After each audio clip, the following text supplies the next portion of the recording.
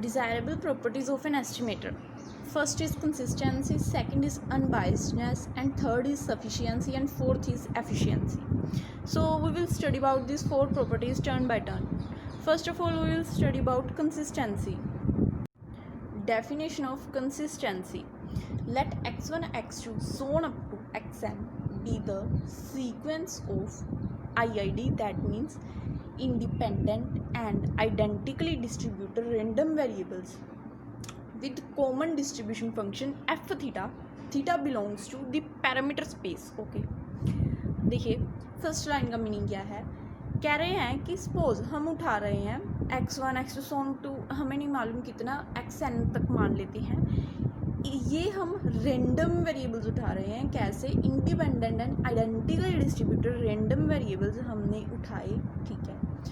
इन सभी random variables का distribution function same है, दैट मीन्स x1 का डिस्ट्रीब्यूशन फंक्शन भी f थीटा है, x2 का डिस्ट्रीब्यूशन फंक्शन भी f थीटा है, ठीक है। और जो हमारा थीटा है, थीटा का मीनिंग देखिए क्या है, थीटा है हमारा पैरामीटर। ऑब्वियसली पैरामीटर है तो ऑब्वियसली वो पैरामीटर स्पेस को तो बिलोंग करेगा ही करेगा, ठीक है। इन शॉर्ट आप ऐसे मान लीजिए हमने एक बहुत बड़ी पॉपुलेशन से एक छोटा सा सैंपल उठाया x1 x2 so on up to xn, और उस जो हमने वो सैंपल उठाया उसका जो डिस्ट्रीब्यूशन फंक्शन है वो हमारा f थीटा है, और हमें मालूम है डिस्ट्रीब्यूशन फंक्शन है तो उसका कोई ना कोई पैरामीटर भी होगा ही होगा, और हमने मान लिया कि उसका पैरामीटर थीटा है, और ऑब्वियसली वो पैरामीटर स्पेस को तो बिलोंग करेगा ही करेगा थीटा, ठीक है। सो यहाँ तक हमने एक सैम्पल उठा लिया। अब देखिए a sequence of point estimators Tn is equal to T x1 x2 so on up to xn is called consistent estimator of parameter sorry ये दो बार लिखा गया, estimator of parameter theta if Tn approaches to theta as n approaches to infinity for each fixed theta belongs to the parameter space, ठीक है। यहाँ तक समझिए। ये कह रहे हैं कि अगर हमारे पास पॉइंट एस्टिमेटर्स की एक सीक्वेंस जो हमने कैसी ली है, Tn is equal to T of x1 x2 so on to xn, ठीक है, ये है हमारी पॉइंट एस्टिमेटर्स की एक सीक्वेंस। इसको हम इस सीक्वेंस को हम दैट इज Tn है जो, इसको हम कंसिस्टेंट एस्टिमेटर किसी भी पैरामीटर थीटा का कब कहेंगे, जब हमारा Tn थीटा को अप्रोच करेगा और n इन्फिनिटी को अप्रोच करेगा फॉर एवरी, जहाँ जो हमारा थीटा है दैट इज जो हमारा पैरामीटर है उसकी वैल्यू फिक्स्ड रहेगी और वो पैरामीटर स्पेस को बिलोंग करेगा। देखिए इन शॉर्ट आप मान सकते हैं, यहाँ तक हमने जो भी थ्योरी पढ़ी, देखिए हमने कोई भी सैम्पल उठाया x1 x2 so on up to xn, okay. ये सभी जो रैंडम वेरिएबल्स हैं ये IID that means independent and identically distributed हैं, ठीक है। हमने सैम्पल उठा लिया और इन सभी का कॉमन डिस्ट्रीब्यूशन फंक्शन हमारे पास f थीटा है, और थीटा हमारा पैरामीटर है, ठीक है, पॉपुलेशन का जिसमें से हमने ये सैम्पल उठाया है, ठीक है। अब हम निकाल रहे हैं हमारा कंसिस्टेंट एस्टिमेटर, ठीक है। कंसिस्टेंट एस्टिमेटर का क्या मीनिंग है? ऐसा एस्टिमेटर जो हमारे पॉपुलेशन के पैरामीटर को एकदम करेक्ट एस्टिमेट करे।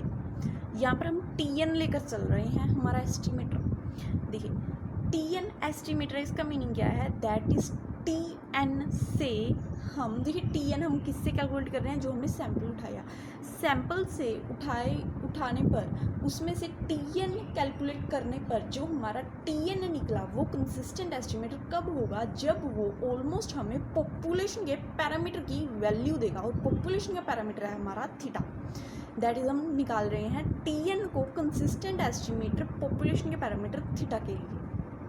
देखिए और अब Tn हमारा कंसिस्टेंट एस्टिमेटर कब होगा हमारे पैरामीटर थीटा का, जब हमारा Tn ऑब्वियसली ऑलमोस्ट थीटा को अप्रोच करेगा। यस, हमने जो सैंपल उठाया उसमें से जो Tn कैलकुलेट किया उसकी वैल्यू हमारी पॉपुलेशन के पैरामीटर थीटा के इक्वल ऑलमोस्ट आ जाएगी, और ये कंडीशन हम कब लेकर चलते हैं, जब हमारा n इन्फिनिटी हो, दैट मीन्स जो हमने सैंपल उठाया वो बहुत ही ज़्यादा लार्ज हो, ठीक है। ओके, यह होगी थ्योरी हमारी। अब देखिए इन वेरी शॉर्ट हम कंसिस्टेंसी को एक शॉर्ट इक्वेशन में कैसे लिख सकते हैं। For every epsilon greater than zero. Epsilon क्या होता है? एब्जाइला बहुत ही ज़्यादा स्मॉल इंटीजर होता है बट पॉजिटिव इंटीजर होता है, ठीक है। दैट मीन्स वो ज़ीरो से बड़ा होगा बट बड़ा ही स्मॉल इंटीजर होगा, ठीक है, वही है। हाँ, अब देखिए T N minus theta. T N क्या है? हमारा consistent estimator of the theta. Prove करना है हमें। हमारा टी एन और थीटा के बीच वाला डिफरेंस अगर कभी भी एब्जाइला से बड़ा हो, दैट मीन्स एब्जाइला से बड़ा होने का क्या मीनिंग है? दैट मीन्स हमारा थोड़ा सा लार्ज हो डिफरेंस। एब्जाइला तो बड़ी छोटी क्वांटिटी है ना, उससे बड़ा है, दैट मीन्स हमारा इन दोनों के बीच में डिफरेंस लार्ज है। दैट मीन्स ये दोनों इक्वल नहीं आ रहे, ठीक है। इन दोनों में डिफरेंस बड़ा हो, उसकी प्रोबेबिलिटी हमारी ऑलमोस्ट ज़ीरो के इक्वल आनी चाहिए, तब हम कहेंगे कि हमारा टी एन कंसिस्टेंट एस्टिमेटर है थीटा का। और ये पूरी कैलकुलेशन किस कंडीशन के अंडर करते हैं कि हमारा एन इन्फिनिटी को अप्रोच करेगा। दैट मीन्स हम जो सैंपल उठा रहे हैं वो बहुत ही ज़्यादा लार्ज होगा। Some important remarks on consistency. First is the property of consistency ensures that the difference between Tn and theta would become smaller and smaller as n increases indefinitely. In other words, it would give increasing accuracy with the increase of sample size.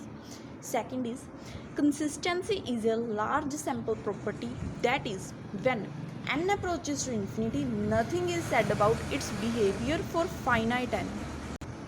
Third is the consistence estimator is unbiased estimator asymptotically. asymptotical का meaning क्या होता है?